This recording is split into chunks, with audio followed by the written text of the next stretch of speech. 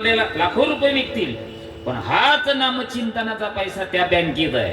अंतरवाली सराटे आले बरं. आपल्या करोडी सप्त्यामध्ये भगवान बजरंगबलीच्या वर्धापन दिनानिमित्त भव्य दिव्य स्वरूपात चाललेल्या सप्त्यात यांनी वर्गणी किती दिली? यांनी नाही दिली आणि दुसऱ्याला बी देऊन नाही दिली. मग तिथं एक काळ येतो. पण हेच भजन जर तिथं असेल तर ते म्हणत नाही ना, त्यांना आपल्या जवळ घ्या, भगवान चरणाजवळ स्थान देतो. आणि ज्यांनी भजन नाही केलं आणि ते यमाच्या ताब्यात देतो, नाही त्या यमाशी करुणा, त्याला करुणा या वाटत असतं तर प्रेमाने भजन करा. विठोबा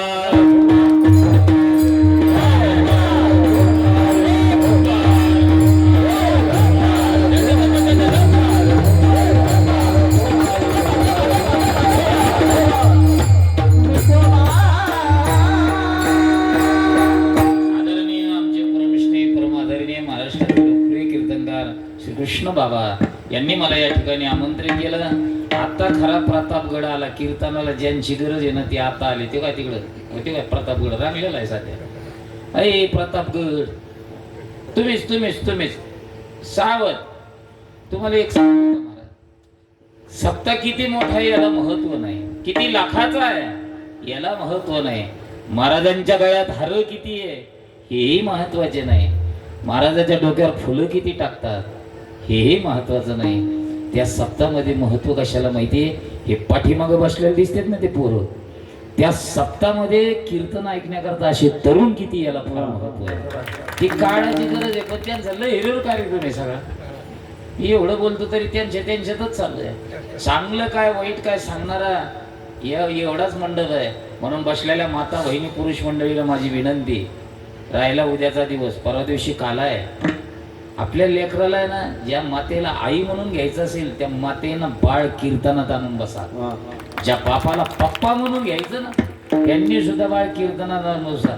लाखो रुपये खर्चून जर गावातल्या तरुणात परिवर्तन होत नसेल तर सप्त्यात पैसे खर्चिण्यात काय मजा आहे? या मुलाला संस्कार घडले पाहिजे. तुम्हाला सांगतो, एक कीर्तन ऐकलं तर विश्वाचा मालक भेटला. त्या बाळाचं नाव हे कुर्मदास.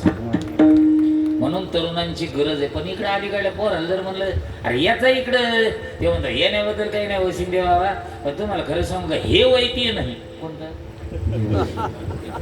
हे वय ते नाही म्हणलं. तू कधी येशील म्हणे 60-65 झाली का तीच धंदा आहे. कोणता आता हे धंदा आहे आणि 60-65 झाले काय काय श्रवण करणार नेमकं? एक तर कानाने ऐकायला येत नाही, डोळ्याने दिसत नाही. कीर्तन सुरू झालं तरी ते शेजाऱ्याला म्हणतो कौशिक सुरू होणार आहे. अरे संपलं ना कीर्तन, संपलं तरी म्हणतो कौशिक सुरू होणार आहे. अरे असा परमार्थ करा. त्या कोपऱ्यात बसलेले जेवढे दिसतात ना अशा अवस्थेत जर परमार्थ केला ना तर देवाला सांगायची गरज नाही घरी ये म्हणून. न सांगता तरी सर्व पण त्याच्या डोळ्याला अशी अंधकाराची पट्टी फिट पडलेली हो. हे माझं आहे, ते माझं आहे, तो माझा आहे. आणि ती बी हे कुठपर्यंत आहे? जोपर्यंत तुमचे पंचकर्म इंद्रिय ज्ञान इंद्रिय बलवान आहे तोपर्यंत. एकदा हे इंद्रिय मावळे ना ज्याला आपण आपलं म्हणतो हे आपलं कुणीच नाही. योगायोगाला तर आपण त्याच्यावर नक्की चिंतन करू. पुन्हा एकदा बाबांनी या ठिकाणी मला आमंत्रित केलं. आपल्या दर्शनाचा सुयोग घडून दिला, त्यांना धन्यवाद देतो. आदरणीय आमचे रमनाथ पाटील नवले यांची माझी हमेशा चालता फिरता भेट होत असते. आज बाबा एकदा तरी पुन्हा या बाबा. पुन्हा आलो बाबांच्या माध्यमातून आलो. बाबांनी कॉल केला. ती म्हणे रामनाथ भाऊचलच अधून मधून तुमचं चालतंय. चालतं म्हणे हे प्रेमाचा बलावा आहे. बाबांनी प्रेमाने हाक मारले. मी या ठिकाणी आलो. दर्शनाचा सुयोग घडला. महाराज देव एकदा मागं पुढं असला ना केवढं संकट असू द्या, गणपती बाप्पा आजचा नाही बाबा, अनाधी कालाचे गणराय. रावणाच्या काळात सुद्धा गणपती बाप्पा होते. मग तुम्ही म्हणता कसे होते? नाथ महाराज म्हणता विघ्न राहू न शके जया पुढे, गणेश मुच्छक बापुडे, गाढवाचे कळप गाडी लंकी प्रीती. पण माझ्या तुकोबर आहे म्हणता माझा देव आहे ना. मागं पुढं असताना मला भीती नाही. एक अहंकारी माणूस माझी चिंतामण देव भेटले होते. का हो तुकोबा, तुमचं लय आम्ही ऐकलं, बोलिता का गणपती बाप्पाला? तुमची इच्छा आहे का? महाराज तुकोबरायांनी गणरायाला आवाज द्यायला गणपती बाप्पा सुद्धा आले. 1000 वर्षाचा देव माझ्या तुकोबरायच्या हाकेनं आला. याचं कारण एक आहे, तुकोबराय म्हणतो मी त्याचा दास आहे. माझी कोणतीही हाक ऐकतो ते माझ्या मागे पुढेच उभा राहतो. असा गणपती बाप्पा आलता. चिंतामण देवाचे तारा आवाज झाला ना गणपती बाप्पा. नुसतं नाचत नाही महाराज, चिंतामण देवाला घाम फुटला होता. खरा गणपती बाप्पा आलते ती सोन कान पोट ही सोंड ताशी फिरत आहेत चिंतामणी म्हणे जर रागाच्या भारत जर मला मारली तर मग आता कामच आहे हो. काय नाचत आलते नाचत आले गणपती पायी घागऱ्या वाजती ही माझ्या तुकोबरायांच्या देवाची मागं पुढे उभा राहण्याची ताकद आहे. आपल्याही मागं पुढे उभा राहील. आलेल्या संकटाचं निवारण होईल. पण कधी होईल तुम्ही हरीची दात झाली तर. पुन्हा एकदा सर्वांना धन्यवाद देतो. दुसरी सूचना अशी आहे आपल्या जीवनामध्ये 3 गोष्टीची सेवा करा. 3 गोष्टी कोणत्या कोणत्या स्वतःची माता पिता, दुसरी धरणी माता आणि तिसरी गो माता. कळत न कळत तुमच्या संकटाला काम येईल. माझ्या आली मी स्वाभिमानाने सांगत असतो माझ्याकडे गोशाळा नाही दादा.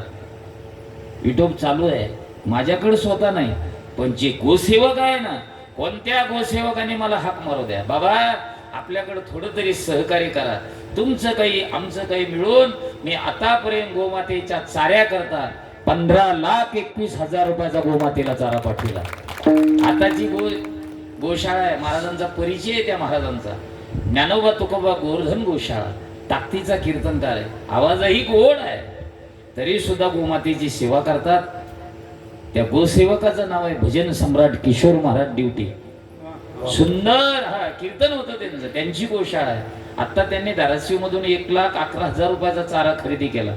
मला कॉल केला दादा आमच्याही गोशाळेला. म्हणलं तुम्ही ताणच घेऊ नका 1-2-4 दिवस जाऊ द्या मी तुम्हाला त्या चाऱ्या करता पैसा पाठवतो. कोणाला आग्रह नाही पण माता बहिणी पुरुष मंडळी माझी विनंती त्यांचे गोसेवक आमच्या संग आहे.